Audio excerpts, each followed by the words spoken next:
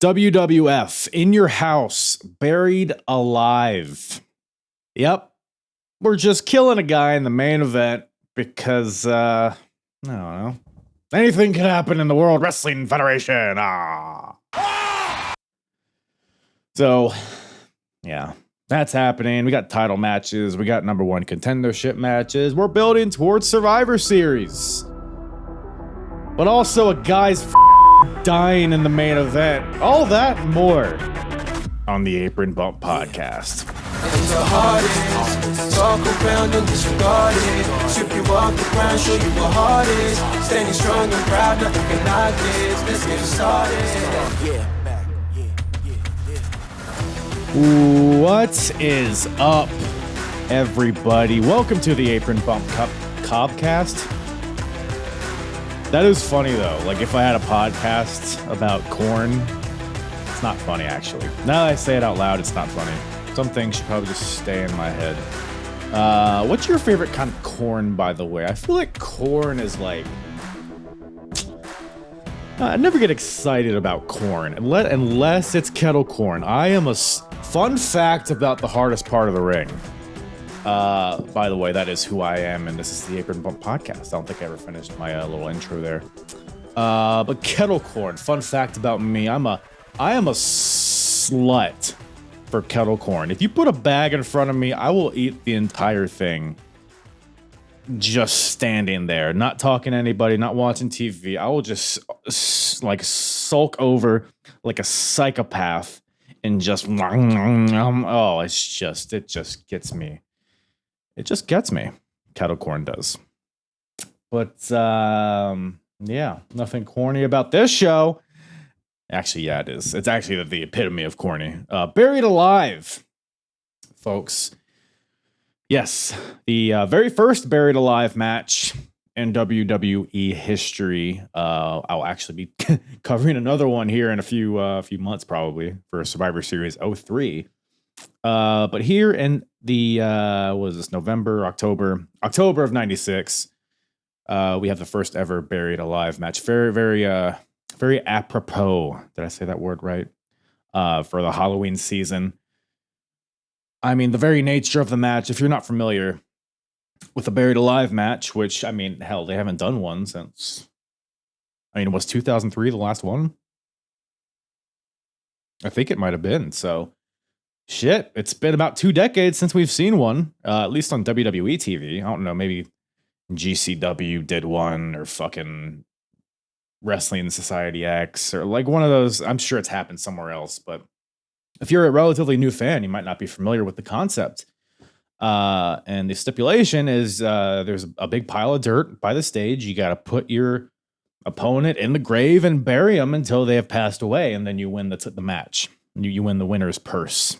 You know what I'm saying? So, but we got Undertaker and Mankind going at it in this match type, which, hey, it's appropriate. It's appropriate for these two characters, some of the best characters going in wrestling at this point, but are they the very best? Well, you're going to have to stay tuned to the end of the podcast where the hardest promotion battle of 1996 continues, where we will take a look at what WWF is doing at this point in 1996 and compare it to what WCW and ECW are doing. We'll see if this show gave us any of the best or the worst of the year. We'll take a look. We'll update the standings. We'll grade the show. As I've mentioned before, whoever has the most points at the end of 1996, I will purchase a championship belt of that company, that being of WWF, WCW, or ECW. We'll explain the points and how all of that shapes up at the end of the podcast. Make sure you stay tuned for that. It is always a fun old time looking at all these promotions and what they're doing, and just kind of reminiscent about this show that we're about to talk about, because there's a lot of it's an eventful show. It's a pretty solid show. I mean, as I think the WWF is in the lead in terms of average pay-per-view grades. That's a part of the battle towards the end of the podcast. But again, just another solid show. They've been pretty consistent most of the year, pretty much since WrestleMania on. It's been, ranging from good to great. So We got Stone Cold and Triple H in their first ever match, at least on pay-per-view. Weirdly, just like in a who gives a fuck opener. We got Mark Mero defending the Intercontinental Championship against Goldust. Tag team titles are on the line. We got fake fake Deezers here, fake Razors here. We get into a discussion of the CM Punk and Jack Perry situation and how that relates to the fake Diesel, fake Razor situation.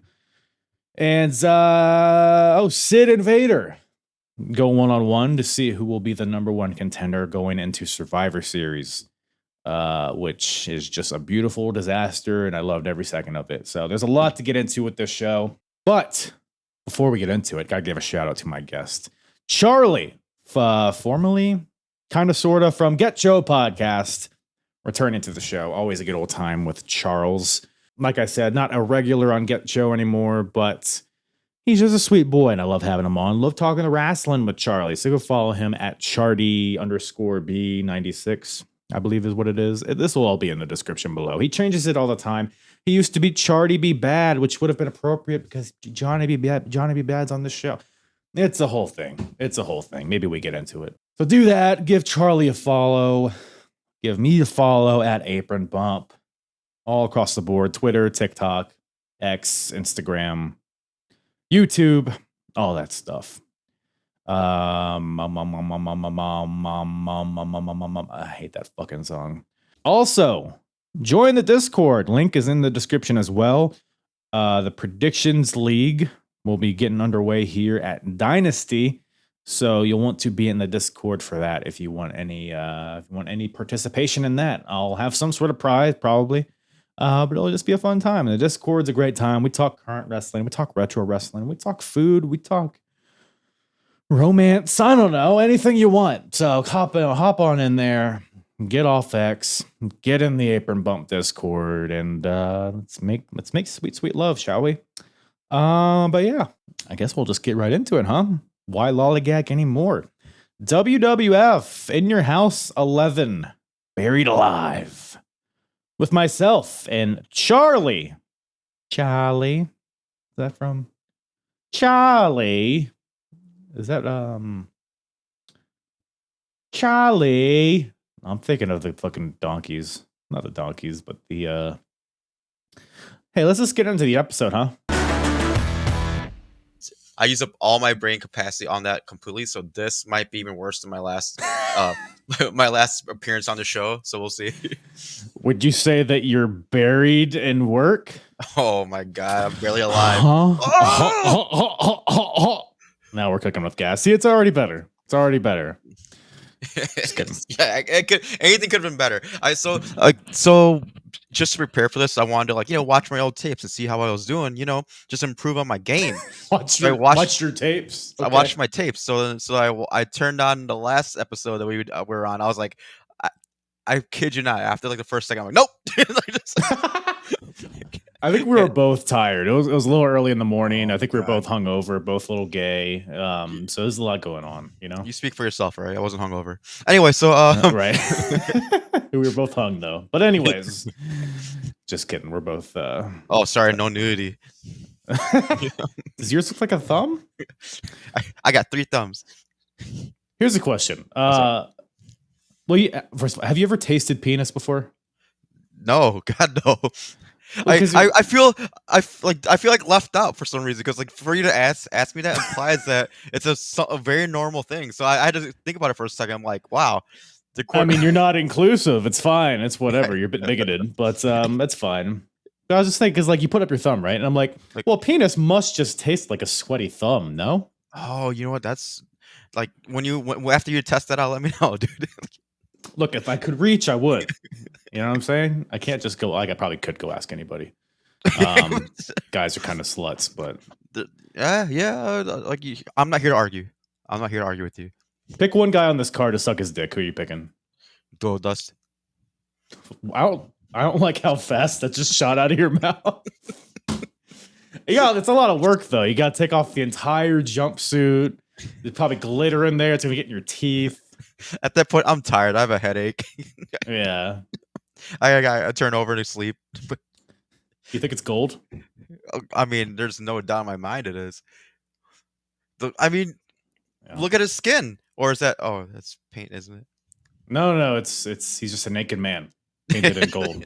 That's what I thought. I've said it before on this podcast. I used to think he was just a naked man that was painted gold. Where And his then balls, I don't know.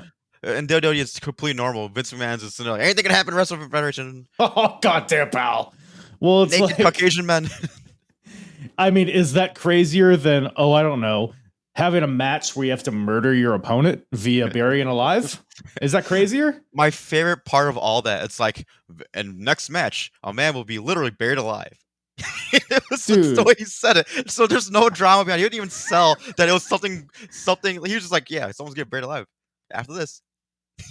I had the same, like, how casual he is psychotic. Yeah, exactly. It's like I think this is the worst thing Vince McMahon has ever done. I don't know. It seems like it's a. Oh, wait a minute. I caught your drift. Yeah, we're being topical. We like to be topical here. Yeah, no, well played. No, whatever. Could have shit in that hole instead, huh? Yep, pretty much. You know what I'm saying? God, like, I don't have a good joke for that. That's just one of those things. No, go ahead. No, I got nothing. Fatso Raven. There so we anyway, go. Nailed it. Hold on. Boom. I hope that's only for me. I hope I'm the one who bombs so much you need to put that on every time. You know what? It probably was inspired by you. I wish it wasn't. But anyways, we got In Your House 11 coming at you from where are they again? I don't know. I honestly don't know. This is it Indiana or it might be the next one that's Yeah, no, they did mention Indianapolis, yeah. Yep. Indianapolis, you say. I'm fact checking here. Fatso Raven checking it. Get me. God damn it. I can't find it. Watch, it's like Tallahassee or some bullshit. I mean, might as well be the same. You know what I'm saying? Or I'll throw in my internet joke him Noah. Ain't no one vacationing in Cleveland. Ain't no one can take a vacation in Indianapolis. Oh, what's in Indianapolis? I don't know. The Colts. I just talked to somebody about this. I don't remember. I'm trying to figure out what's in Indianapolis other than the Colts. Not a damn clue. I mean, it's some places are like they're known for like what kind of food they have or whatever. It's like same thing. I can't tell you. I bet you Indianapolis is an awesome place. Whoever listens from Indianapolis, all three of you can tell me like how great it is. Indianapolis is known for their pork tenderloin sandwich. Dutch baby? Awesome. What the fuck? Hold on. Wrong tab, dude. Wrong tab. All right, try to guess what a Dutch baby is. It has to be something like along the lines of a Hoover maneuver or like. Well, yeah, I guess. Dirty Sanchez. It's a German pancake filled with sweet or savory toppings. So it's a cream pie pancake. I was actually closer than I thought I'd be. Yeah, no, and it's sugar cream pies right under. God damn! All right, we need to stay away from Indianapolis. I think so. Like I said, I'm sure it's great over there. Well, anyway, speaking of cream pies, we got a doozy of a pay-per-view to talk about today. In Your House 11. I think the last one we talked about was In Your House 4, I believe. If you remember that is the one where I was on. It was a while ago. Dean Douglas was there. He got the Intercontinental Championship. Shawn Michaels was beat up by sailors. Yep. It was kind of an awful show. It was literally forgettable. It was awful. But In Your House 11 was, if nothing else, more eventful, I guess. But overall, what did you think of the show, dude? I actually liked it way more than I thought I would. Mm-hmm. And so overall, I thought it was a great show. And then I don't know if I'm in the minority in this, but the main event made it worth it. Definitely for me. Yeah. Okay. I'm glad you liked it too, because I'm like I got this nervous energy. Like, oh my god, you probably thought it was the shittiest match in the world. I'm gonna sound like an idiot pretty soon. Dude, Mankind and Undertaker. Like, I'm watching like all these like the boiler room brawls and all the casket match bullshits. It's like you kind of have to put yourself in a different frame of mind. Like, I'm not going to watch Mankind, Undertaker, Buried Alive the same way I would watch, like, Will Ospreay versus Okada. Like, it's just a different thing. Exactly. So, but I think for a Buried Alive match, which, first of all, it's the first ever, So they were like dealing with the novelty of it. Like, how do we make this work? We got to Yeah. like work to the grave site, work back to the ring.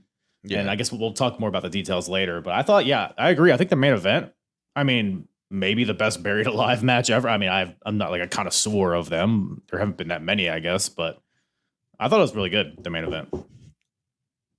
And on the way Agreed, there, agreed. there's some dandy little stuff on the way there, such as maybe, I don't know, Triple H versus Stone Cold Steve Austin, just curtain jerking. What a sight to see here. This one was something. Go ahead. Oh, what's that? What's wrong? What's wrong? What didn't you like What's about wrong? this? When you're thinking Triple H versus Stone Cold Steve Austin, right away you're thinking, okay, this is gonna be an amazing match. But like this one was interesting. I don't know. I'm really curious what you like. If you want me to go first, I will. But I'm really curious what you guys say about it. Well, no, unload on me. Unload. Oh, okay. Well, that's the other podcast. Oh, it's the other video. So on this one, all right. It's obvious they worked well together. You know, they like it was like it just kept going, and you see they're working hard. And it's just nonstop. Like it's just back and forth. You know, who's got the advantage this time? There's no long heat spots. They just beating each other up back and forth. But then it got to the point where it's like it was really fast paced, but it's a lot of nothing. You know, like at least with like matches nowadays, you're getting like really cool spots. You're getting like shit over the top rope or a Canadian destroyer here or there. You know, all this other shit. But this one was just like punch kick, and then it was like the cheapest reversal they could ever do. Like I noticed that anytime there was a swing momentum, they just reversed an Irish whip. That was it. So it was like I'm punch, Irish whip, and nope. Now Stone Cold's up. Punch, kicks, Irish whip. And then now HBK is up, and I'm saying, HBK, Triple H. It's so yeah, right. And it was just like I just kind of watch them like, what's happening? Like, what is this match? So yeah. So, but please tell me you thought this. Like I didn't know the context of what was going on with Jim Ross, but that shit made me laugh so much the whole time. Yeah, I mean, the JR thing honestly dominated this whole thing. Like, it's almost like this match was here just as a backdrop for the Jim Ross shit. Yes. So, to kind of recap where we're at here. So, JR is a heel at this point for whatever reason. He's basically, his whole thing is that he's scorned that he was fired, I think, a few times at this point. And he's like, I'm the best play-by-play guy in the company, and you guys won't let me shine. And then, you know, his mic is cutting out all throughout this match, which at first I'm like, oh man, they're just having technical issues. But it became clear that it's a part of the story, at least with his promo earlier, or later. Yeah. But it's like, it was so distracting because his mic was cutting in and out. So you couldn't focus on anything else. And it's like, what's the end game here? Like, is the company trying to keep JR down? Like, are we supposed to be sympathetic to JR? Or are we like supposed to not like him because he's being angry, but he's like justified in being it? It was very confusing and not a lot of substance to, I don't know. But so that's like throughout the entire thing, which is what my main focus was driven to. But as far as the match itself, I would pretty much agree. Triple H and Stone Cold, it seems like every match they've ever had, even like the years later, like it's always like, let's call it in the ring, pal. So it's never like in this match specifically, there weren't like milestones, like you said. Like it's just kind of like, yeah, we'll work. Yeah, counter. You get some heat. I'll get some heat. By the way, they're both heels, which I think also contributes to the lack of like crowd interaction. Because like, who do we cheer? Like I think Stone Cold was a little bit more the babyface here, but I don't know. Yeah, there's a lot contributed to this that made it like less than stellar. But to your point, you can tell there's something there, like the way they like brawled in the aisleway and they're like suplexing each other on the concrete. Yeah. And like, while what they're doing is pretty like monotonous at times, like it's good, it's solid, but neither guy is really super hot at this point, which is weird to say because this is after Austin 316 and the King of the Ring, but he didn't like catch fire right away. He kind of just floated around for a little bit, and Triple H is still kind of, I think he's like just getting out of the doghouse from the curtain call thing. So, and also, by the way, it was supposed to be Stone Cold versus Savio Vega, but Savio was injured, so it was like a last minute thing. So, I don't know, a lot going on here, but main takeaway is JR is an asshole, I guess. Excellent, excellent, and Mr. Perfect. Mr. Perfect, he Yeah, made this match for me too. He comes down to the ring, huge pop. casually walks down the aisle, steals Triple H's girlfriend, this like, and then just walks away. And I'm like, what did he say to her? He just walked up to her and just took her. And she's like, all right. So then Triple H goes after him, kind of, not really. She like she was kind of mid. I get it, but it was like I what? mean, she's no Sable, she's no Marlena, no Yes. Luna Vachon, but she's Yes. a nice looking dame. Oh man, like a Luna Vachon. Now that's some. Anyway, sorry, call me. Yeah, but yes. Let me touch that vein. So I like, but Oh, so that's your answer to my earlier question of who's no, continue. it tastes like a thumb. No, it was like it was. I wrote down, like, I just took some notes on this match. I just put that was the smoothest shitty match I ever seen. It was just like it was smooth. Like it didn't look like anything clunky or dysfunctional, but they just did shit, and then it just stopped. I like how Jerry Lawler actually foreshadowed the end of the match. He just goes, "This match is Pedigree versus Stunner," and sure enough, end of the match, for no reason whatsoever, Stone Cold just hits a Stunner and the match is over. It was just like punch kick, Stunner. I was like, oh, good match. Yeah, it kind of felt like a smooth ECW match where it's just like a bunch of shit that happens and then it's over because we feel like it's over. A little fun fact here: it's the debut of Stone Cold's music here, so he's no longer coming out to the Ringmaster music. Which, do you remember that little tune? Can you do it for me? Dude, wait. Good. I remember. No, man. Just need that one beat. I was about to do Mankind's theme, which is like kind of similar to Mankind's theme. Oh, okay. How does it fucking go? I don't remember. I'll put it underneath in post. I actually like them as the Ringmaster, but I mean, way better Stone Cold, obviously. But like when him coming out with Chet DiBiase with that $1 million belt, it looked good on him. It did. That was really short lived, by the way. Like watching this in real time, it was literally like 2 weeks he was doing that, and then he was like, I'm gonna shave my head and I'm gonna kick this guy to the curb. But I don't know. Good for him. Good for him. I guess he had some foresight. But one more thing on this. So I was watching this with my wife, and she sees Triple H and this lady come out, and my wife asked me, why does the lady look so cagey? Like she had been like locked in a basement and pulled out for this. Did you get that vibe from her? Like she was kind of like against her will? Now that you say it, I could totally see it. I mean, play the tape back. You'll see it. Yeah. She definitely looked space cadet-y, where she's kind of smiling, just happy to be alive. Happy to get some food for the first time today. Exactly. Nourishment. Drink Lighting. your own piss. Lighting. No, I could see that. She's definitely like, it wasn't her worst Wednesday. You know, she got out of the trailer and, you know, put her dress on and just walked this guy down the aisle. Whatever. Yeah, just classic Indy horror or something. I don't know. But now I know why to go to Indianapolis. Yeah, for sixes. Yeah. Speaking of which, we got the tag team titles on the line next. It is a rematch from the previous In Your House. We got Owen Hart and British Bulldog defending against the Smoking Guns. Pew, pew, pew. So the Guns have just broke off from their manager, Sonny, who, speaking of indie horror, but she fired them because they lost a match. So where is she at now? Who knows? Probably finding another team to hop on top of. But two more heel teams, by the way. Yeah. So 2 matches, 6 people, no baby faces yet. But, you know, that's a choice.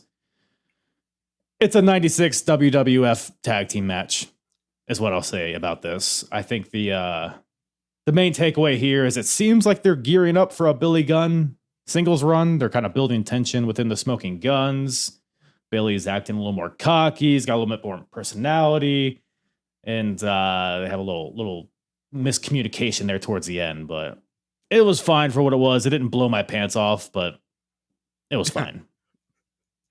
I agree. Like, the one thing that WWE was doing at this time that I liked was like using women in these storylines. You know, like the whole, you Triple H and Mr. Perfect stealing his girl, and then now you got like Sonny getting between Bart and Billy. It's simple, but it makes sense, you know. So it's like I'm not mad at it. You don't see that anymore Mhm. nowadays. It's kind of like us dudes. If you fuck with our money or our girls, we're gonna fucking get Mhm. mad. You see what I'm, you Yeah, see what I'm no, saying? So I'm it's about to say now they've just let the women wrestle and like have their own storylines. It's like bring me back to the good old days where we were just grabbing them by the hair, kissing them, and throwing them off the apron. You know what I'm saying? I may actually be a chauvinist. No, I You know what just you mean made me though. realize that I may actually be a chauvinist because I'm the same guy who hates the fact that woman gets a War Games match because it's like you just have to do it. Where it's like if it was the end of a big like if it was the end of a big blow off like feud, I would be totally. I don't care if it's men or women, but like the Right. whole idea of like, oh my god. Anyway, sorry, I'm about to get canceled. No, please go ahead. Go ahead. What's the worst that could happen? You don't have Well, a podcast anymore. that's true. Don't listen. Like totally, don't listen to my podcast. No, no. I Or mean, what are they got to come to your pilote stand under the bridge and throw tomatoes at you? I don't think so. boo this guy.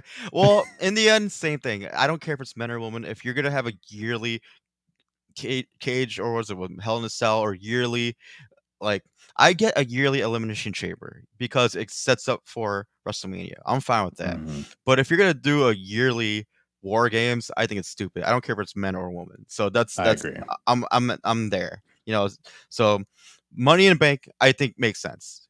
Mhm. Men and women should have it. Royal Rumble, even though I truly believe a men's Royal Rumble should be 30, women's should have 20 because the drastic like the drastic difference between people in the roster because it's like oh every year Michelle McCool's gonna come out again. It's a great, you know. It's like that's Mhm. sorry. Now I'm going on a I rant. mean, I think last year or this past one, I don't think they brought any old bags. Good. Not that I can remember. No, you're right. I'll give you that. But once again, it's like it's more special for the men because it's like a Because lot they're of these better at guys. wrestling. I'm with you. They're more Oh no, nope, nope, physical. nope. I didn't say that. They should make more money. Didn't say They that. Yeah, Oh, no, I agree dude. with you. What the I'm fuck? with you. It's gonna be like that Simpsons episode where Bart or no Homer is like sitting there like, "Oh, I touched your sweet can," you know, where he keep it keeps going over and over again. Yeah, I so said candy. mhm. Well, it is what it is. And I believe in this, and like if people don't agree with me, whatever. It is what it is. Like No, yeah. yep. So anyway, yeah. So this match is one thing I like about heel versus heel matches is that everyone's cheating all over the place. Right, Everyone, yeah. you know, but I think it's funny. There's high eye pokes everywhere. Everyone's distracting the ref and like doing going back and forth. But one of the funny things about this match I liked was the power of British Bulldogs flexing. So in the Ooh, middle of the yeah. match, in the middle of the match, he completely ignores the match and starts flexing for the crowd as the crowd's just sitting there yelling at him. And I thought it was so great. He's got like so much heat just by flexing at people. And then he uses it again in the middle of the match. He flexes at I think Bart, and Bart's get distracted while Billy's getting his ass beat. And I was like this. They're I mean, using, what else is Bulldog gonna fucking do in I know. 1996? He's pecs and belly button. This man, that's all he is. You know what I'm saying? It's, it's Peck's belly button and oil. That's all he. That's the Lex Luger on the other channels doing the same thing. It's every promo he's like holding his forearm and like making his arms. Oh, it's so good. It's so good. Bring that back. We We're need talking that about back. bringing it back to the old days. We need more steroids in wrestling. We need more baby oil. There's way too much dryness out there. Yep. And So then Braun Strowman goes, "You rang," but anyway. yeah, he is a big bald idiot, isn't he? Damn, dude. Once again, you're gonna make it look like I've said that. You're Yeah, gonna no, yeah, we hate Braun Strowman here on the ABP. no. You know what? Here's a. I'm maybe dating myself, but me and Braun Strowman were born exact same day. Really? Yeah, Wait, that's crazy. how old are you guys? Oh well, don't go looking that Oh, up. we're gonna go check. We're gonna put together. We're gonna try to find your identity, man. Oh, now you see why I'm becoming senile. Geez, you're 40. God, yellow don't crack, huh? Yellow Asian don't raisin. There it is. That's better. I'm Asian, everybody, just in case anybody's don't cancel me. Only What? cancel him. Remember what he said about the women? Remember that? Please do. They don't deserve rights. I get you. I'm with you. I hear you. But yeah, Sonny's not here, I don't think. But Clarence Mason's here. Nice. Who kind of topical. We just lost OJ Simpson today. Yeah. So I'm It's sure so Clarence would be weird. mad. On social media, how people are mourning him because they're being very careful what they're saying. He's like, he was such a great. Oh yeah. His football career was stellar. Love So, Naked Gun. Yeah, he was pretty funny on that. And same thing. I saw a post where someone goes, "This is my first time hearing about OJ. 145 yards a game, really?" At this point, I don't even know if he's fucking dead for real or people are just memeing. But you know what? It is what it is. You know, like the glove didn't fit. You quit. Yeah, well, now the casket fit. No, now the formaldehyde fit. Transition king. I feel it. Yeah, I feel it.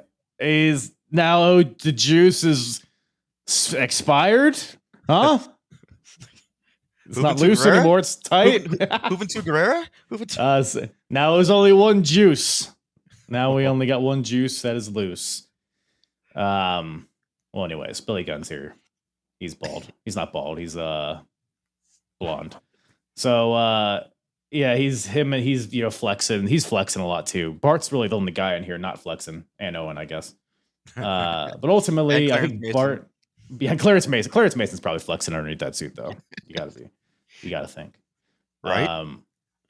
But Bart hits the ropes and knocks off Billy, or is it? Yeah, Bart hits the ropes, knocks off Billy, and then but they try to fight back. They try to go for the Sidewinder, which is like a sidewalk slam leg drop combo, but Billy takes too long.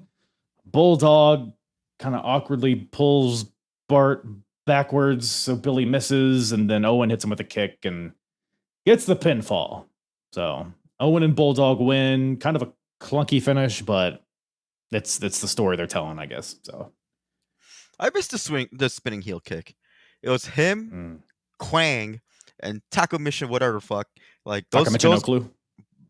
Bless you. Even though he's still wrestling for what was it?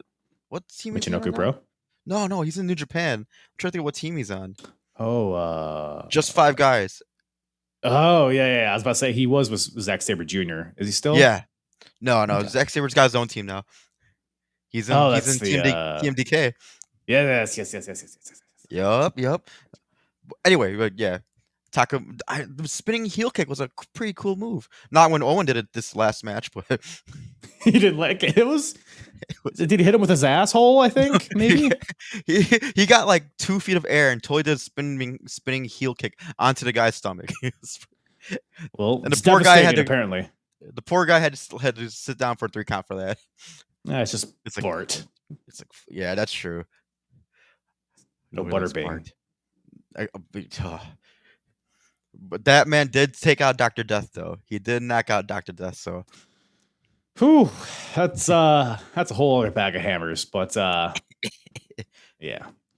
Speaking of death, we got Jim Ross in the ring cutting a promo. And speaking of Dr. Death, it's his buddy, Jim Ross. Nice. And so I guess he's pissed off that by the way, the previous match, we're still dealing with the mic shit. So again, it's another match where it's just like taking over. JR's in the ring. He's like, oh, goddamn. You're not going to let me speak on it. I'm going to get in the middle of the ring. And then he's doing all this shit.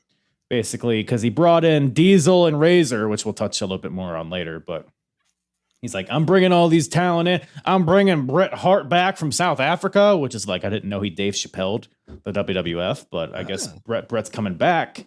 And I'm going to have an uncensored interview with Bret Hart tomorrow night on Raw. And then he storms out. So it's like, okay, we dedicated like the first 30 minutes of the show to JR's being just, I don't know, like what's the end game here? But I don't know. It didn't really get better because he got an Ahmed Johnson promo after that, which is, fuck, dude. What did he say? What did Ahmed say in this promo? I don't know, because Vince McMahon talked over, didn't he? Like Well, they actually, were. no, I'm sorry. Farouk had a promo. It's Yeah. like from the free for all before, and then cut Yes. to Ahmed. Which, yes, I think Vince talked over both of them. He talked over both of us. Like they showed footage of Farouk talking, but instead of us actually hearing it, Vince just talked completely over it. So I'm like, all right, I guess we don't care about what Farouk had to say. And then it just cuts to Ahmed. Another like recap of the free for all. I guess Ahmed attacked Farouk in the locker room with a 2x4. Yep. Sounds like gimmick infringement to me, but Oh, indeed. So that's a thing that's happening. Farouk's still wearing the helmet. Ahmed's wet, although he wasn't wet here. He was wearing a shirt, which is pretty disappointing. So I realize it's really all of his appeal. But I missed that look. Oh man, I just never mind. Like now you guys are finding out way too much about me. But what was up with that outfit by Farouk with that helmet? Were they just trying to make fun of him? Was it like a rib? Like he had to wear that? you know, and there's another thing too. JR, like on the Raws leading up to this, he was like making fun of it. He's like, you put Ron Simmons, who's a football player, in a helmet. What we're doing? So it's like we're blending these different worlds, but he's still in there wearing the helmet. Why is he still wearing the helmet when we blatantly made fun of him on TV? It's the same fucking helmet where those poor suckers playing football in those leather helmets, wondering why they all like. There's like 30 people with CTE on the field right now. Like, you know, fun fact: the leather helmets, you're actually less likely to get CTE because you're not going to hit as hard. I could see that. Because Joe Rogan told me that, so it's true. Oh, duh. No, it does make sense, right? Like, yeah, you have less protection. That's like rugby. Like, there's not. At least I don't think there's as much like concussions and shit as football. What that and pain is supposed to tell our bodies that something's wrong. So if you're sitting there like getting bopped over and over again, and they say that UFC is probably a little healthier than boxing because boxing you're getting your head rung in, massive impact. Not scared of the pain because you're not going to feel it. Right. You're onto something there. Like, you know what? Let's go. Let's play some tackle football, dude. Let's do an experiment. No fucking helmets. Just go. Smash into each other like rams, just over and over again. See who pukes blood first. Not even that. We have to do what they. I don't know if you watch Simpsons, another Simpsons thing, but like you put pots and pans on your head and just ram into each other.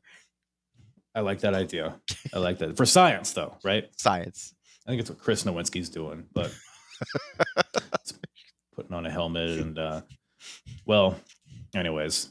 Well, speaking of that, I think also Mark Marrow has done a bunch of concussion stuff in the years before today, the past, another way to say that.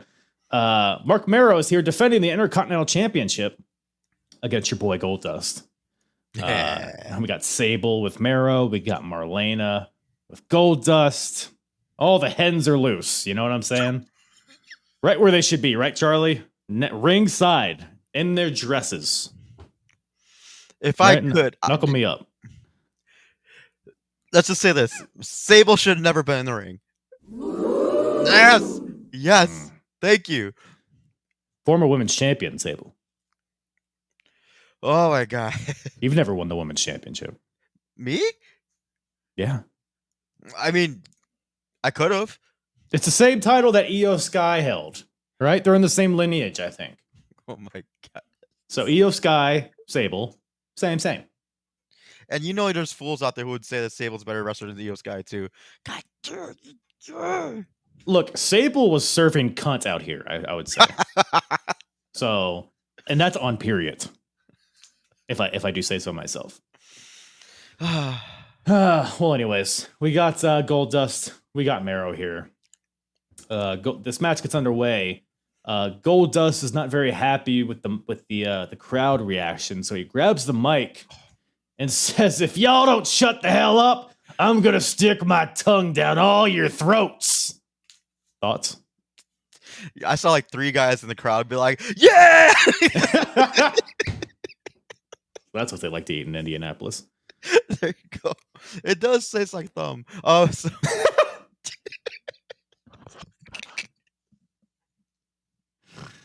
oh man, Goldust probably does not though. There's a lot going on. There's a huge flavor profile with now I'm picturing Marlena's face, like looking like those guys who those paint huffers. Have you seen their What? their mugshots? No. If you look What are at you them, talking about? Paint toughlers? I don't know. There's these guys who got arrested for huffing paint, and then there's a mugshot of them with paint all over their face. It's oh god, I'm googling it. I don't care. No, yeah, Paint we're pulling this up. huffer, paint huffer. You just saw it. Why are there so many? This is like a whole genre. And why do they get arrested and then take a mugshot with the paint on their face?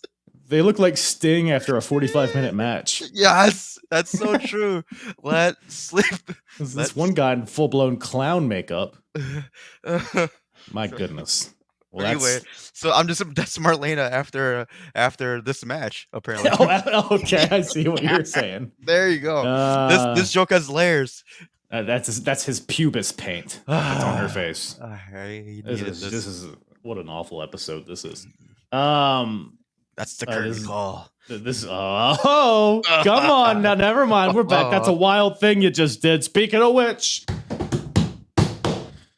that's a move that Mark Merrow breaks out here. The match itself is another kind of, to me, it was kind of similar to the Triple H Stone Cold match where it felt like just a lot of moves. Although this was kind of like, it was a lot of gold dust beating up on Merrow. But then Merrow busts out this like crazy moonsault from the top rope where he like does the switch step like Kevin Owens does. Love that. And then wins with the Wild Thing, otherwise known as the Shooting Star Press, which I thought was pretty nice. Pretty nice. It was it's very gymnast like. He kind of does the tuck. It's not like the traditional. It's not like it's no Billy Kidman Shooting Star Press. That's for sure. It's no Brock Lesnar Shooting Star Press. I was going for a headbutt. You stupid. But that gives him the win. And yeah, I thought this was a fine little match. What about you? I just got an epiphany that if I learn how to do a Shooting Star Press, I may have a chance with Sable. Is that the key? Wait. I think so. Do you think Brock has done a Shooting Star since he's been with Sable? On their wedding night.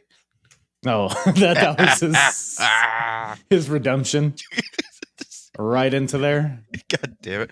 Oh, I guess this match I actually liked it a lot. Like, but mainly for Mark Merrow, because his offense was fun to watch. Like he was like in the beginning of the match, he was hitting Goldust with a bunch of like Japanese arm drags and headlock takeovers and like leg scissors. Like, he was like doing like I was like saying, is this fucker a luchador or what? Like it's like a Bollywood luchador. That's what he looked like to me. You know what I'm talking about? Yeah. No, I'm with you. I'm just picturing it. But anyway, yeah, and he did a tope con hilo. He did like all these. But you know what made this match for me is Jerry Lawler. Why is that? Because his commentary on this match was just fucking hilarious. I mean, he had a couple. He dropped a couple of dimes where there was one where it went along the lines of you know what? Vince McMahon was like, if you ever talk to Sable, you'll know how eloquent she is. And Jerry Lawler goes like, it'd be hard to talk to her. It'd be hard to understand her while she's gagging. Did he say that? It was something like that. I was like, I can. That was not like an innuendo. That's just like I can talk to too much cock in her throat. But it's hard for her to talk and gag at the same time. That was the line. Oh man, I don't know how I missed that one. There was just so many one-liners he was dropping. It was just dropping. Is he good? Is he good though? Well, okay. He lost me when he said the ramen noodle moonsault when he was talking about Akira Tozawa. That lost, but everything before then was fine. Well, everything before 2020 was dandy. I thought he had some like. There's this one Royal Rumble. I think it was Rumble 2000, I believe. It was like Taka Michinoku, again, my favorite guy in the world, gets thrown over the top rope and he bangs his head against the ground, right? And then Jerry Lawler just literally says, "That was funny. Let's watch that Chinese guy fall on his face again." Close. And then he kept showing it. They did a slow motion of Taka's face hitting the fucking ground. Maybe it turned him Chinese when he hit the face. It changed the angle of his eyes, and His That's bell what was determines rung. it. Yeah. But no, even that, like, there was another one where you know how Mr. Perfect he talked with Triple H's girl, and he Mr. Perfect goes, I did him a favor. What did he do? What did he do to her? Because by the way, I don't think I mentioned Perfect comes back out for commentary. Yeah, I forgot No about that, yeah. girl. So where's the girl at? Is she just back in the basement? Back in the basement. Chained up again? Here's a sandwich, you twat. Why don't you let her out after you let me out of your damn basement? How about that? God. Beggars can't be choosers. All right. You know what I'm saying? Fucker. But then on top of that, just going on in the commentary. So then Jerry Lawler goes, what have you done? What have you done with all of his women? Are they in your garage or something? They might as well be. They're probably just all in a warehouse somewhere. Now your turn, Toots. Get on old Hunter's arm. Jerry Lawler. He made this match for me. Even though this match I thought was pretty good, but because it was more spotty than the Triple H Stone Cold match. It had a narrative to it, at least. It was, yeah. And it had a heel versus face dynamic where the fans were solely behind Mark Merrill, and it was refreshing to see that. Great point. First babyface of the night, unless you count Mr. Perfect coming out. But yeah, that's true. Jiminy Crickets. Well, no, yeah, I agree. And we're continuing to build Mark Merrill. I think honestly that Shooting Star Press, it's like so new at this point, and it's so like spectacular for 96 that it's like that's all you need to have a star. But his other offense, like you said, he's like a luchador out there, but he's jacked and he's vaguely ethnic, and it's like it's very interesting. It's very interesting. So that's true. He could be Indian, he could be Native American, he could be Hispanic, he could be. There's a lot of people that thought he was black back in the day, which I never thought that. I don't think so. I think he's half. Hold on. No? All right. Let's look this up. Yeah, please. Maybe I'm the goose. Just click on the right tab this time, please. He was born. He's Jewish. Oh, okay. That's not a good sign. I mean, for him being black. I mean, what? Oh, but in his 20s, he became a Christian. Okay, so maybe he became black. Maybe he did a reverse Michael Jackson. Oh. And then nothing. There's a lot. He has a pretty hefty Wikipedia. I'm gonna need to delve into this. Yeah, I'm worried. That's steroid usage is what he's a big proponent on. Okay. Not concussions. Not concussions. Not huffing paint. Not as far as I know, but call in if you know. Call in if you're in the paint huffing game. Well, anyways, Mero wins. And we go backstage to Diesel and Razor Ramon on AOL chat. So you can chat with Isaac Yankem and this other asshole. That's Razor Ramon. What did you, because were you watching at the time? I forget. I wasn't watching, so I didn't. I mean, I remember seeing fake Diesel and fake Razor Ramon, and I was like, "Oh God!"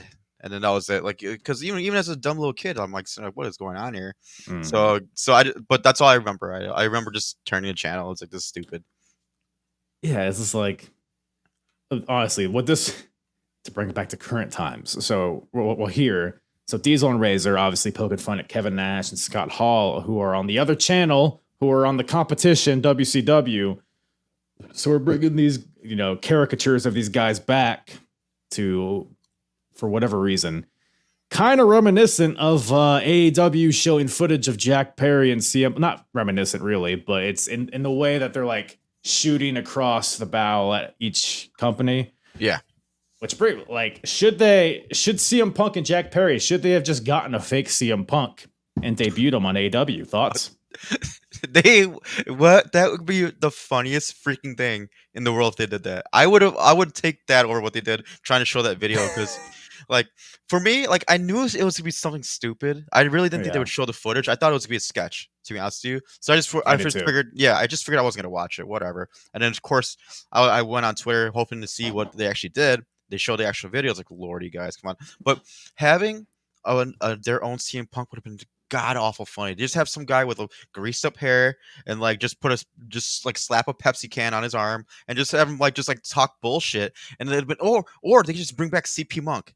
You know who CP Monk is? No, why don't you tell me? CP Monk and Coca Bunny. What? No, I'm unfamiliar. Educate me. All right. Anybody who's listening to this show who hasn't turned it off because I've said some dumb bullshit already. So CP Monk is a guy in a chipmunk costume, but he's got a Pepsi symbol on his arm, and he's got a it's a mascot costume, and he's got X's on his wrists. And his tag team partner is Coca Bunny, which is a guy in a bunny costume, and then it's supposed to be Colt Cabana. That would have been way more entertaining because that shit, I don't know why. It's just so stupid and absurd. It's like looking at a car wreck. You just can't help but look at it as you drive by, even though you're clearly late for work. What the fuck? Anyway.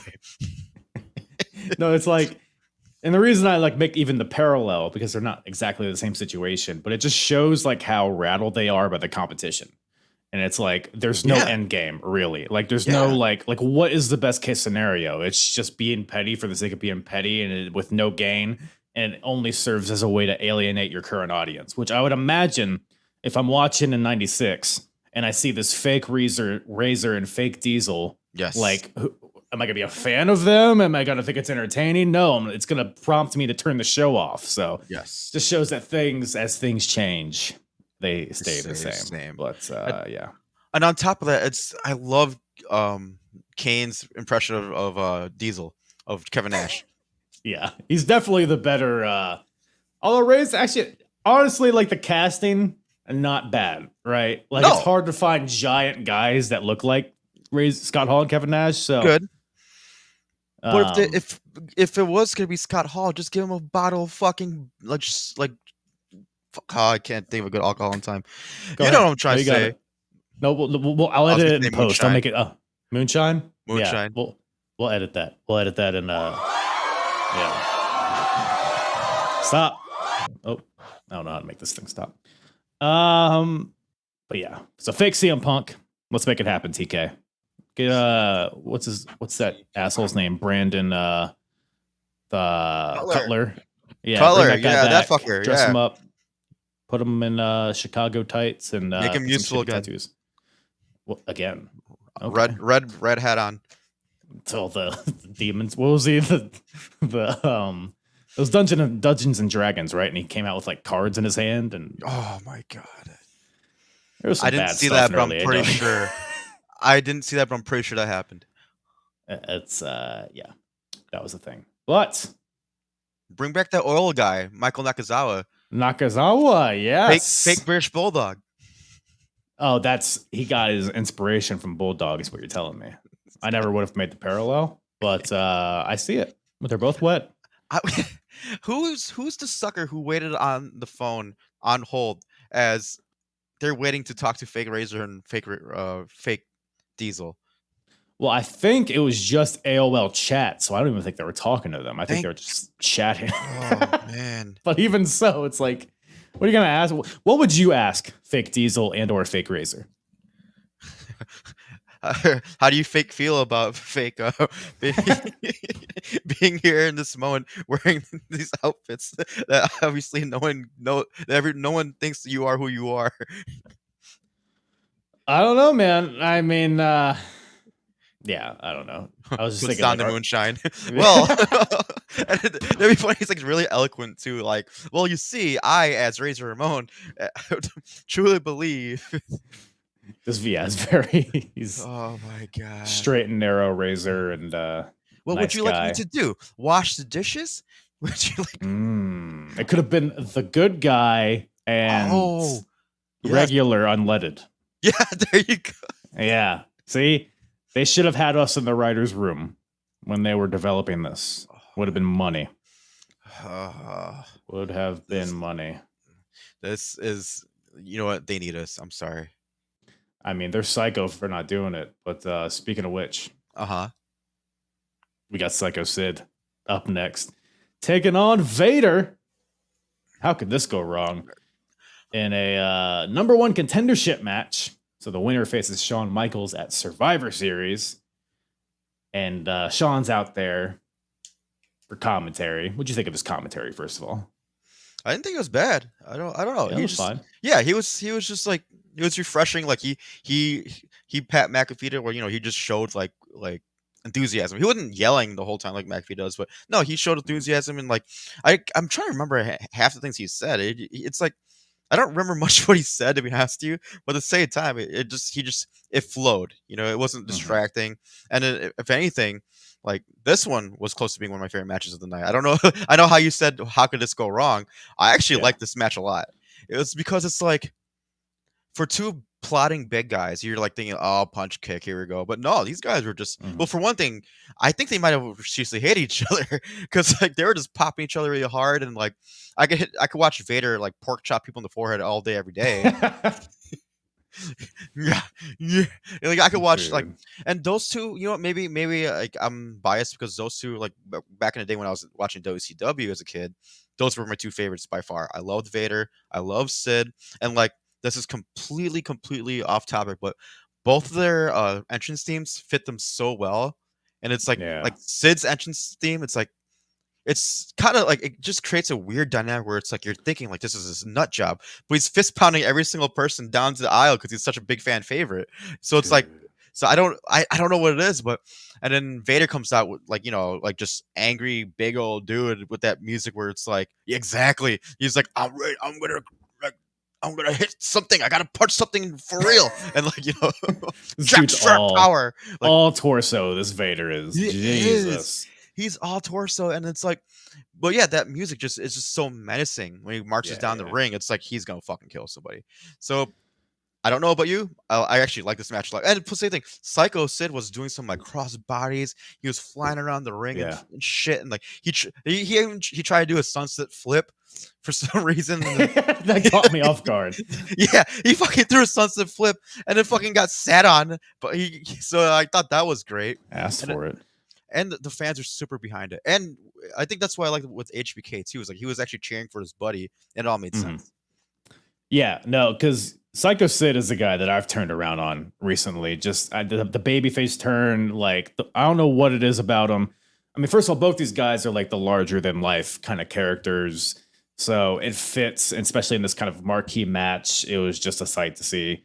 Both guys moving around there pretty well. I know Vader's kind of towards the tail end of his run. Sid, I mean, kind of sort of the same. I would say maybe more so peak in terms of popularity.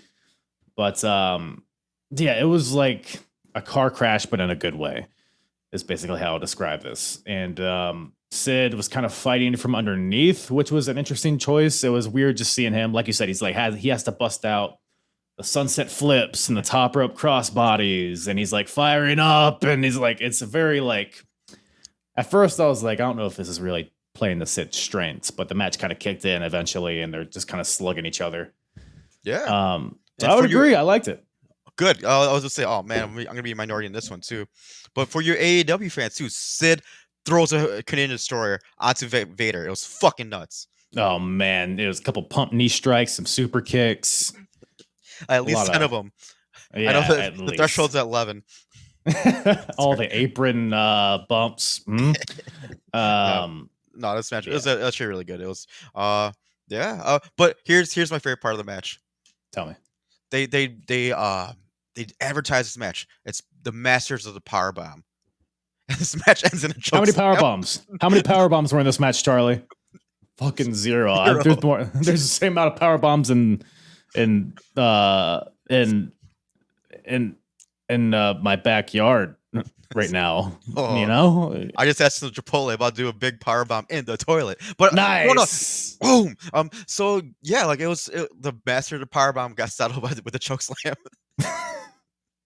Do you think Sid just couldn't lift Vader for a power bomb? I'm pretty sure of it. I mean, they could have done the turnbuckle deal. You know, get under him, slide into his gooch. See how that worked for Sting? Nah, man. No. Or nah, fam. No, we're not doing that. But no, I mean, I could see Vader hitting Sid with a powerbomb. I could definitely see that.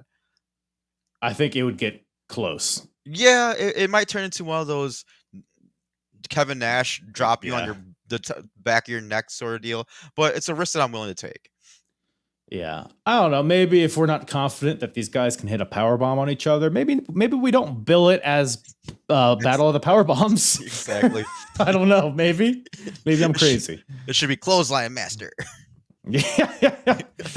Master of the JBL. Sunset Flip. Yeah, right. And then Tightest small package. Vader wins with the sunset flip. I would just die. And you see Jim Cornette just losing his shit in the outside. But Jim Cornette added this match too. I get a Oh, kick he's out of great. Jim. Yeah, he fucking like whacked Sid with that tennis racket so fucking hard. It was just great. I mean, I'm pretty sure there's foam padding in there or something. That can't be a god. No one's getting hit with a tennis That's racket. funny. That I was hard. wondering because I was watching this. I've always assumed that it's like, oh, it's just the empty case, but it has like its rigid shape. So it's got to be It's not something, right? floppy. It's gonna be something in there. I just don't. Oh, maybe it is a racket, but they Bro, better have put a lot of padding in there. Because I mean, he whacks people with it. Yeah. I was watching Ring of Honor when he was with Yeah. Samoa Joe, and he Yep. smacks the shit out of Joe in the back. It's like that's not a real racket. I don't think. I hope not. He Steffi grabs the shit out of people. Oh, he sure does. But anyway, yeah. Anyways, Sid wins. Choke slam. He's muscular. He's wet. Probably the wettest guy on the show if I had to rank him. And then Ahmed Johnson, some music hits. He slips to the ring. All the wet. At Bash at the Beach. Come on now. Pulls the Come on. Titus O'Neil, goes all the way under the ring. It's like a Nuru massage. Is that what it's called? When you're like a naked lady rubs on you and slides on you. Did know you what I'm say talking about? Nuru massage? Yeah, that's what it is, right? Let me Google that right now. Hold on. Go ahead. All right, I'll Google. I don't know how you spell it. I think it's like Nuro, Let me see. maybe. Wait, what you said? You said again? Nuro maybe. massage. Oh no, sorry. Wait. Oh, it corrected me. N-U-R-U. Google corrected me. I got it. Hold on. It says Nuru massage. All right. Yeah. It's N-U-R-U. Ah! Yeah.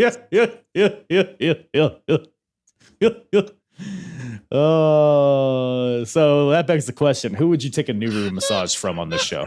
Goldust. That's a mess to clean up. That's a mess. Sparkles. I mean, you saw in this match how much sparkles these guys had on their backs just from the residue of gold dust. You're gonna have a. Who put You're gonna safe look like- search on my Google, man? Well, anyways, Nuru massages. Feel free to check it out, gang. Nuru massage, sponsor me. Why did we bring this up again? Oh yeah, because Ahmed Johnson. I got it. Oh, wet. Yeah, Yeah. we're good. Hey, Okay. one more Sid thing. I need your thoughts on this promo. Let's You do anything you can, including breaking his back to become the WWF champion at Survivor Series? The question is simple. Yes, I will. I will do anything I have to go to my destiny and make my conquer to prove that I. Go to my destiny and make my conquer. Put that on his tombstone. And I have half the brain that you do. Sid is phenomenal. Everything about him rules. He's the ruler of the world for a reason. Even his botches are the best. They're groundbreaking. I gotta watch this stumble again. Wait, what? I will do anything I have to go to my destiny. Oh, goddamn, pal. And that's how Bubba Ray Dudley's gimmick was created. Copyright infringement all over the place. Oh, that's so good. But okay, come on, you gotta give him credit. Before that flub, listen to that whole promo before that. It was actually a pretty damn good promo. I doubt it. Anyways, nope. It was good. It was good. No, it was 90% of it was great. Yeah. It's like, and then I will drop you on your head. Did I catch? I forget. Like, watch how he walks away after it finishes. Oh, I didn't catch it. He just slowly saunters off. He's like so disappointed in himself. I done fucked that one up. Yeah, that promo is dead and buried. Speaking of which, My heart. of which, Uh-huh. we got a buried alive match in our main event. The bulbous the bulbous What the fuck? That was so unnecessary.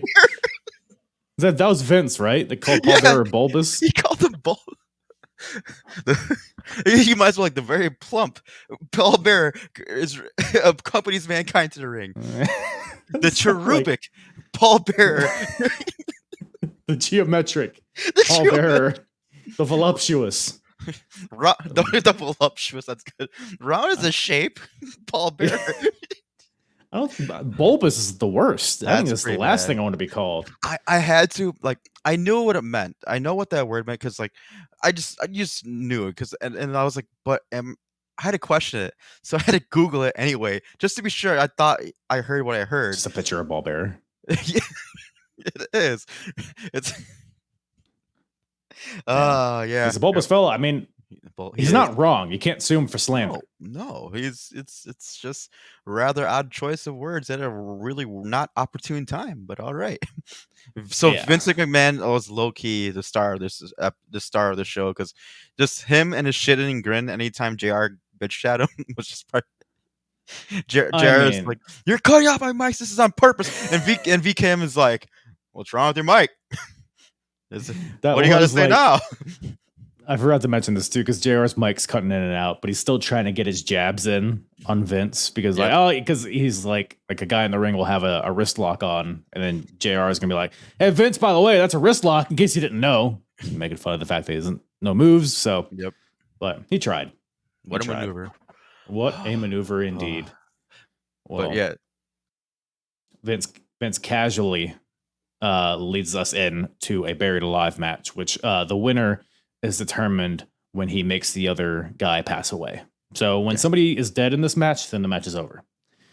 And that's how Vince delivers it, by the way.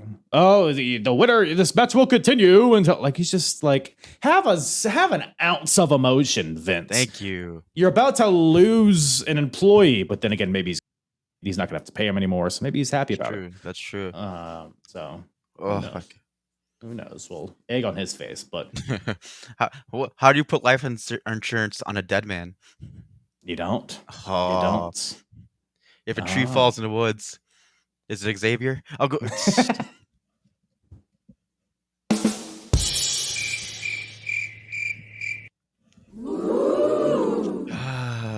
So we got Mankind. We got Undertaker.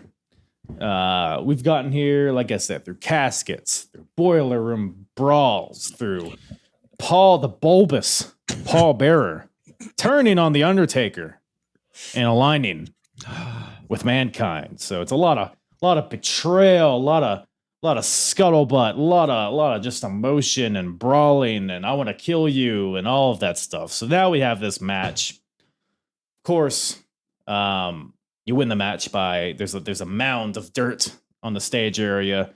You gotta put your opponent in the hole and cover his body with a vague amount of dirt to win the match. They're very unspecific. But it starts in the ring, so you gotta like fight from the ring to the dirt, which they did a few times back and forth, but I think it was pretty seamless how they did it. Like the way they brawled on the outside.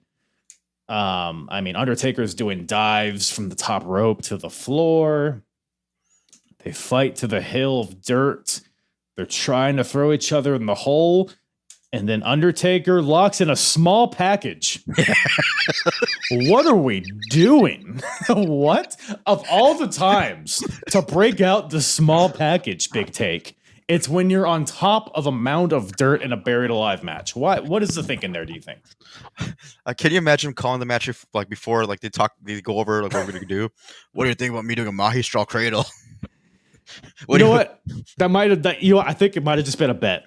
Him and the Bone Street crew was like, Godfather's like, hey, take. I bet you won't do a small package on the dirt.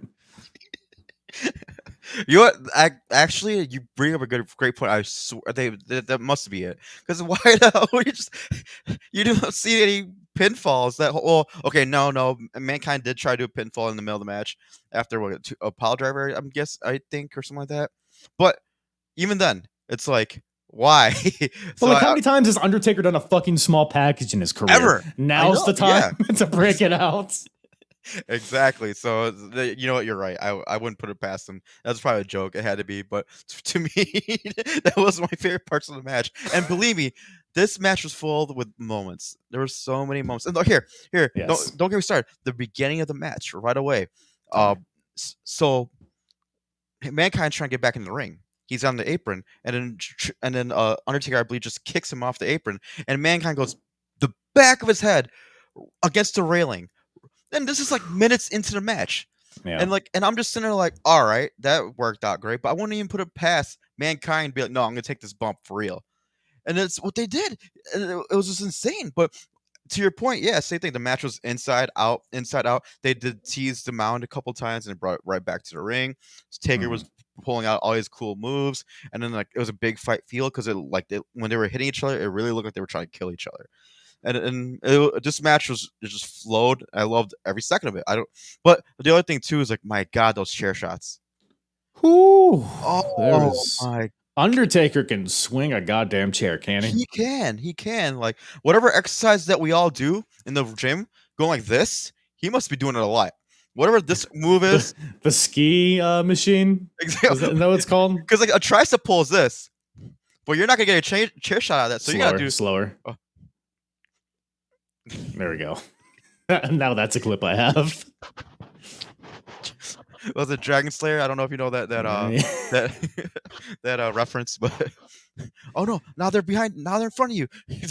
Anyway, no, keep going. But yes, Taker is very tricep heavy, to your point. So it's probably the secret. He must have been doing that workout. Him and JBL just doing that same workout for hours on end because he can swing a chair, and it was just. Do you think they got like the 5-pound dumbbells doing the thing the ladies do on the bench? You know what I'm talking about? Right. It's because that's your dick holding arm. I don't know. I'm sorry, I'm being very unnecessarily misogynistic here, but there really shouldn't be a women's war games match unless it makes sense, right? I like mean, if it's in a Pilates studio, or if it's in a it's on the cooking chair. All right, it's enough. They should just put pillows in there and make it a pillow fight match. Hey, what are your thoughts on Diva Cups? You know what I'm talking about? No. They're it's like an alternative to tampons. It's like a cup you put up there and you just like empty it in a toilet. Giddy up. I mean, if it works, it works. Okay. Sure. if it's practical, then fine. If it's not too obstructive, fine. Just don't. Oh. Well, call in if you're a big Diva Cup fan. But anyways. Oh, someone's actually calling me. Hold on. Yeah, Karn. Yeah, Karn. What's up, Justin? Mom. Yeah.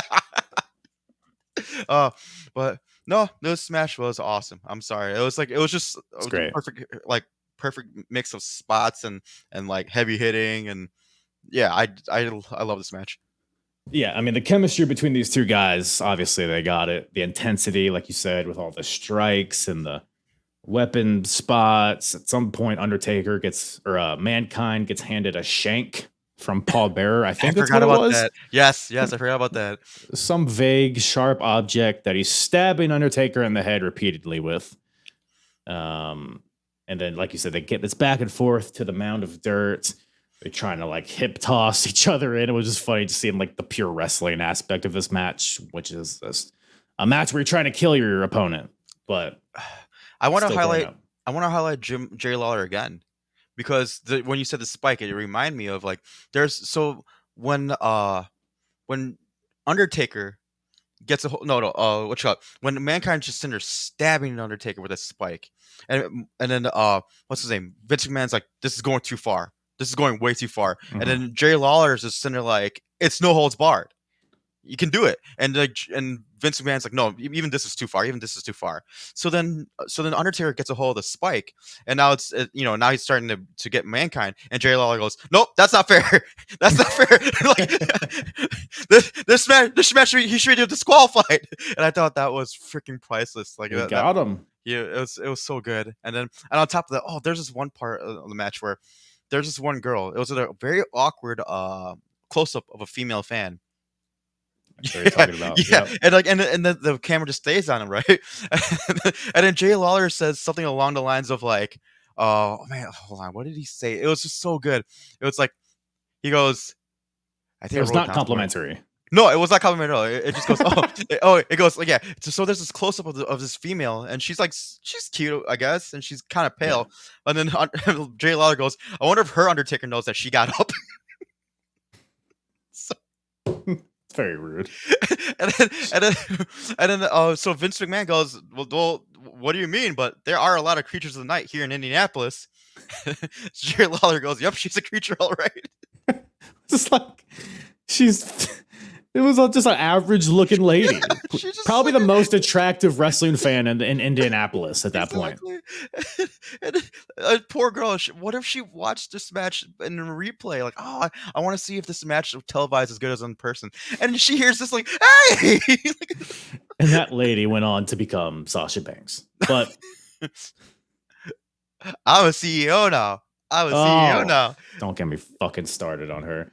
CEO. Throw her in this grade and bury CEO. her. Jesus, tits on a cross. Well, anyways. Shout out speaking Scarlett speaking of dirt, speaking of digging this match continues on. And like I said, there's a lot of like false finishes, like they're trying to throw each other in, countering, chair shots, whatever it is. And then I think at one point, it's what Undertaker choke slams Mankind into the grave, which is a pretty brutal looking bump, by the way.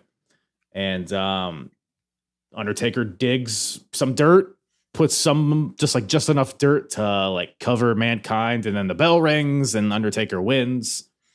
But by golly, that is not the end of the story here, because in comes the Executioner, the Mr. Slave, pound my schneid, Mr. Slave, otherwise known as Terry Gordy.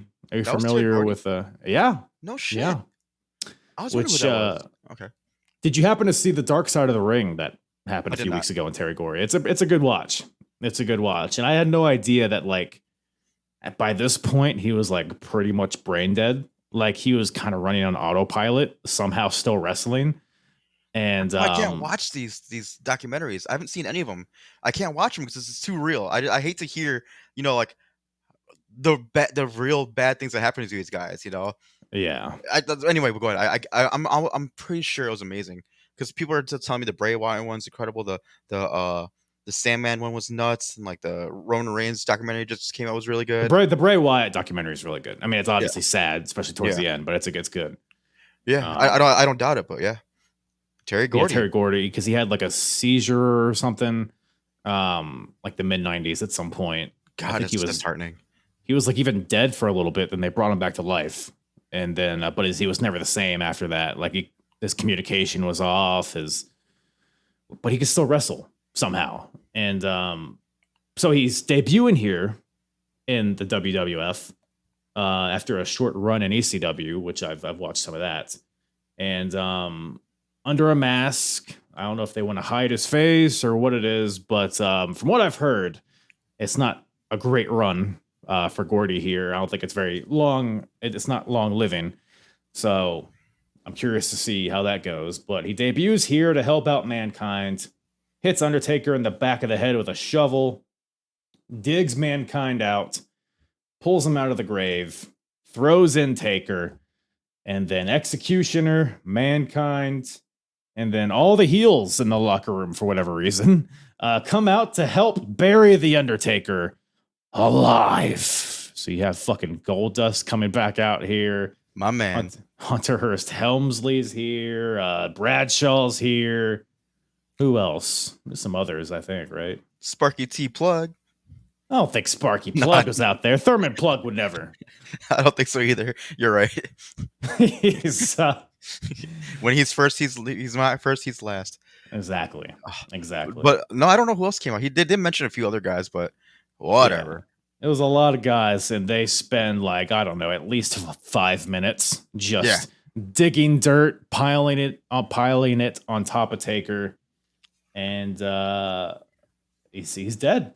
Undertaker's passed away. Oh, wait. Lightning strikes. And then a purple glove pokes from under the dirt. Ah, he's alive. Isn't that what Vince said? Yep. Undertaker lives. But at least he showed emotion on that call. Yeah, I mean, he was all like, right? And man pokes out and he goes. So that's how the show closes, with a purple glove sticking out of a mound of dirt. The best part is that glove came out nowhere near where they were burying him. Because if you look at it, they buried him in a bunch of dirt, right? But nowhere his hand comes out of the grass. So it's like, I'm like, you motherfuckers, y'all slick. Y'all didn't think I'd catch that, but his hand just come out nowhere near where they're burying him. I mean, he has a long wingspan, right? He might have to. He done like when he gets resurrected, he goes like. I'm alive. Have you ever had to resurrect yourself underneath a mound of dirt? You don't know how that all goes, right? Point taken. I stand corrected. I'm just saying. But like, can you imagine being there? Like, let's just say you're an usher or security guard, right? Watching all this out of context. Mm-hmm. The end of the match, you're seeing a man getting buried alive, and you hear little kids going, "Rest in peace, cheering. Why is that? I mean, I understand why that's the chant. It's in support of Taker, but maybe just chant Undertaker. Yeah, you know? Yeah, exactly. Don't give him well wishes. Have a good day. Thin blue line. Good luck to you. Like, hope all is well. Boy, I sure hope you get out of the dirt. But yeah, like, can you imagine just seeing like all this, like people just cheering their ass off watching someone get buried alive? And it's I was just like, this is some shit, and this is the world we live in. But at the same time, even though I'm making fun of it, it was easily one of my favorite match. I was like sitting there like, I thought the Vader and Sid match was gonna be my favorite, but no, this one topped it, and it was highly entertaining. Do you prefer this or the Boneyard match? This by far. The Boneyard match was fun. It was fun. I'll give him that. A little too much cheese for me.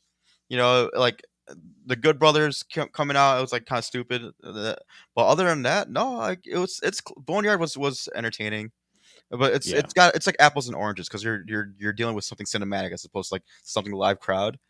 So I still would say the live crowd because like the kids made that match. The kids screaming like hysterically during the match, like whenever they thought that Undertaker was gonna go down, and like then they lost their shit when Undertaker hit the small cradle or whatever, small package or whatever. Yeah.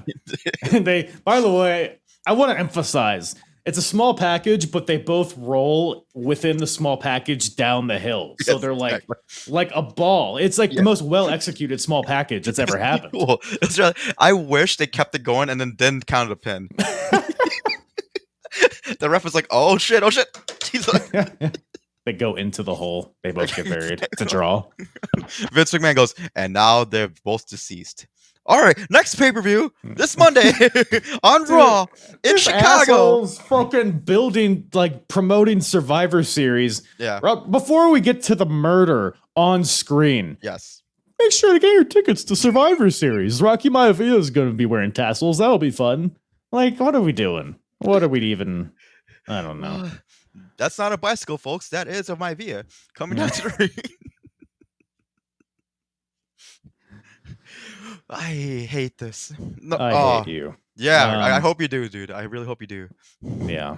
You're lucky you're so cute. But anyways, that brings In Your House 11, Buried Alive, to a close. Any other nuggets on this one? Anything we didn't touch upon? Not at all. I think we covered everything and covered it in dirt, huh? Ooh, yeah. See? That's my. This is my Vince McMahon scream now. It's my symbol for it. Okay, I'll keep that in mind. So stupid, but no. I needed this as a palate cleanser after watching like a bunch of like shitty wrestling lately. So thank you, dude. Yes. This is no Luchasaurus or whatever the fuck's going on over there. But it's no Monet. There was no Monet in this. Oh my word! Don't, please don't. Like, please cancel me for this one too. CEO. That's stupid. Thank you. And then also, any promo that comes out of that person's mouth is cringeworthy because I don't believe any word that she's got to say. Even if you put more emphasis on it, everything that you say does not mean that it's Dude. entertaining or any substance behind it. My toes curl inside of my foot whenever she speaks. It is Thank you. awful. Thank you. But I would watch any of her matches in a heartbeat. That's all she should be doing. Shut her yap and get to work, just like all you women. But anyways, thanks, Charlie, for hopping on here. I'm not misogynistic, guys. Hey, you told me to say all these things beforehand. You sent me the script. My But wife anyways. makes more money than I do. You need to go stand on better corners and that's the equivalent of saying, yeah, I'm sorry, I'm gonna stop. Oh no, no, go ahead. Thanks for having me on the show, man. It's always an honor, dude. Like always appreciate you coming on here, talking some old wrestling. Where can everybody what do you got going on? Not a damn thing. What's your address so people can come and say hi to you? Well, my friend's address is at GETCHO Podcast because I will always highlight them because they deserve it. They keep it going strong. Just because I can't do this anymore, they keep it going strong and they keep it just as entertaining. Probably way better without me there. GETCHO Podcast on Instagram, dude. Come on, such a. He lets me out of his base, but then he thinks he can make fun of me all the time. But it's a price to pay. But yeah, like GETCHO Podcast. I used to be on their show. I may come back one day. They do ask me whenever I could come by, and it's just maybe this show works with my schedule better. So thank you, hardest part of the rain, because it's always an honor. And yeah, shit. Like if you guys will have me, I will 100% do this again, because even if I don't get to podcast about it, watching this show was more than worth it. So hell yeah. I mean, I'll take Sid and Vader over fucking who sucks. Who sucks as a wrestler right now? I can't really watch Dominic Mysterio matches. I can't really watch those. His promos are fucking awesome because it's so great. Like I don't mind Dominic. Okay, he's the good. He's the punching bag. Like he fits that role well. Oh, fair. Who's bad right now? Yeah, I don't know. Sucks. We already touched on him, but she's not a bad wrestler. I guess there's not a lot of there's a lot of good wrestling out there. I can't. Yeah, is it too much though? Does it all just become one homogeneous mold? Almost bullshit. Almost. That was I think you said almost. I did, but it was kind of a. You see what I did there? I meant almost. But I don't need you being homophobic on this show. I am 100%. All right, that's where we ended. Once again, thank you to Charlie for returning to the show. Always a good old time with my boy Chuck. Is Chuck short for Charlie? Charles? That's something else. I don't know. I feel like if you go by Chuck, you're probably an asshole. So, thank you to Charlie for coming back on the show. Always a good old time. And hey, let's hit that jingle. WCW, ECW, WWF. Who's the hardest promotion? Eric or Vince or Paulie? I think we can agree, though, it's mostly shit. Alrighty then. So if you're on YouTube, I will be walking through this visually. I'm sharing my screen of the scoreboard and whatnot. If you're listening in audio land, I will walk you through it. So don't you worry. Don't you worry, little thing. So the hardest promotion battle of 1996, as per the date of this show, October. We are nearing the end of the year, so not a lot of time for any more changes, but still a couple shows left. And these point swings can happen pretty quickly, as we've seen previously. So basically, overall, if this is your first time, we look at each promotion, WWF, WCW, and ECW. We look at their pay-per-view quality or their special event quality, whatever you want to. We look at the overall event quality. We look at the in-ring quality, out-of-ring, the roster, all this stuff. We try to make it all-encompassing to see who is truly the best promotion of 1996 at this point in time. October, whatever the hell, 22nd, 1996. God damn it. I never fucking remember. 20th. All right. at this point in time, October 20th, 1996. So first things first. Well, actually, first things, we'll review the scores so far. WWF is in the lead with 13. WCW has 5. ECW has 4. What are these points based on? Well, we will get into it. But the first thing we got to do is grade this show.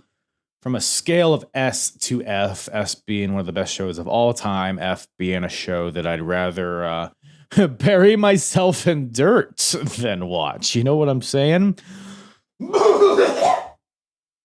Sorry, I had some dried cum in my throat. What are we thinking? What are we thinking? I'm thinking. B or C for sure. This isn't A territory. I'm inclined to go B. Halloween Havoc was a B. In Your House 10 was a B. I'm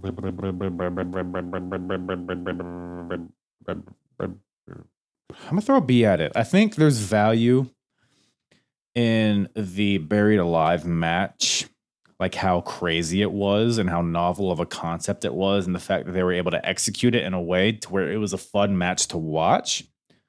I thought it was good. The rest of the show, there was nothing like extraordinary, but it was just solid throughout, you know? So I think that's quality enough for a B, in my opinion. So what that means is now we go over to this tab and we see which promotion has the best average score, which it is still WWF.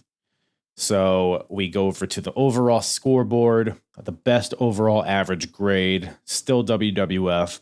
So they maintain those 6 points. Best pay-per-view, worst pay-per-view, no changes here, as you know, it's not an A or an F. So WrestleMania 12 is still the best. WCW Super Brawl is still the worst. So no changes there. In-ring. So the next category is the in-ring. So best overall in-ring. We're tracking WWF as the best. ECW is still struggling a little bit. So definitely not ECW. WCW is making moves. The cruiserweight division is starting to heat up a little bit. I don't say they've risen up since we last looked at this. So I think WWF still holds on to this for now. Best match, worst match. I don't think this show gave us the best or the worst match of the year. I mean, the match of the night's probably the Buried Alive match. I wouldn't say that's best of the year territory. And nothing was worse than Ultimate Warrior versus Goldust. So no changes in that realm. Roster, star power. I'm just going to say, there hasn't been any changes since we last looked at this, unless you want to count Fake Diesel and Fake Razor. I mean, Stone Cold's heating up, so that's something. Bret Hart's about to come back from his little hiatus. Mark Marrow's heating up. Triple H is coming out of the doghouse. It's not quite out yet, so that'll maybe be a factor next time we look at this, but we're tracking as the best overall roster. We're tracking WCW, and I think that still holds. Because up top, I've said this, a million times. Up top, you got the Hogans, Macho Man, Flair, Pipers come in, and you got the cruiserweights holding it down in that division and the opening match kind of deal. You got DDP and Eddie Guerrero and Conan making moves. So WCW's got a great roster. ECW has kind of lost a lot of people in the past couple months, so I wouldn't put them at the top either. So WCW holds on to the best overall roster. Wrestler of the Year, Mankind. I think this show just kind of reinforces that. So no reason to take them off here. So WWF holds on to Wrestler of the Year. Worst of the Year, Ultimate Warrior. I mean, no one on this show would be Worst of the Year, I don't think. Trying to think who even would be in the running from this show.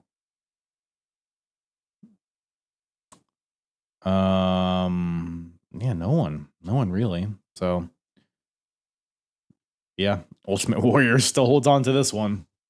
So WWF has that -1 point. Out of ring. So we're looking at gimmicks, characters, promos, storylines. Overall, who is the best? we're tracking ECW as the best. Yeah, WWF, and I've said this before, like they got Mankind and Undertaker, which is great. Otherwise, not a lot of great stuff. You got Ahmed and Farouk doing some shit, which is not great.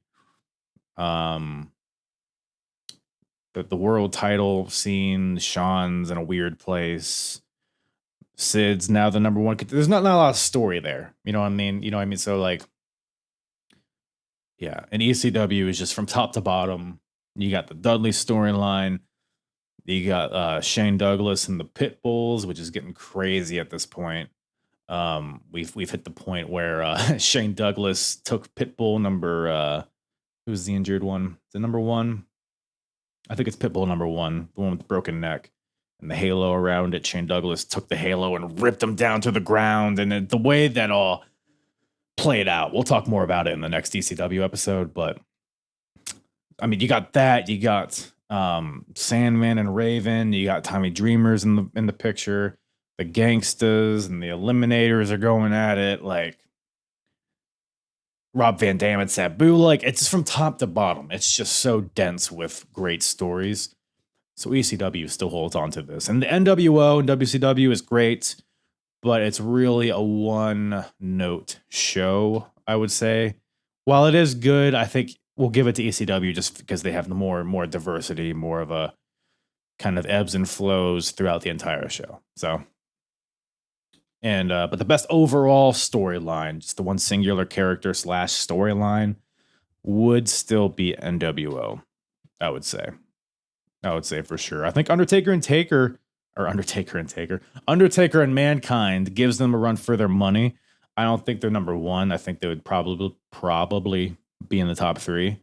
But as far as the best, NWO still holds on to this. And the worst character storyline, storyline, I should say, Jerry Lawler is what we're tracking here. And I think, for now, I think that still holds on. Just from his stuff he's done with Jake Roberts and Ultimate Warrior and commentary just in general. Like, I don't know. You could probably throw Jim Ross in here, but I don't think it's been as egregious as what Jerry Lawler has done throughout the year. So, yeah. So overall, all of that to say, no changes. WWF still in the lead with 13 points. WCW with 5. ECW with 4. So only a few more shows left. How many more shows? We got 5 more shows left before the finale. And so we got 1 more ECW show. We got 2 more WWF shows and 2 more WCW shows. So we're nearing the end here, but lots of time to make some point swings. But speaking of swinging, I don't know. I like swings. Swinging from, I don't know. Well, that's about all. Really coming to a puttering stop on this episode. Thank you guys for tuning in. Always appreciate it. Always love you. Turning this on and hitting play and watching or listening or whatever sense you use to consume me. So I think it's time for me to hit stop on the record button and let you leave. So appreciate you guys. Love ya.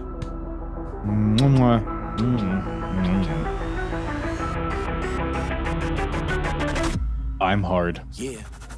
It's the hardest. Talk around and disregard it. Strip you off the ground, show you what hard is. Standing strong and proud, nothing can knock it. Let's get it started. It's the hardest. Talk around and disregard it. Strip you off the ground, show you what hard is. Standing strong and proud, nothing can knock it. Let's get it started.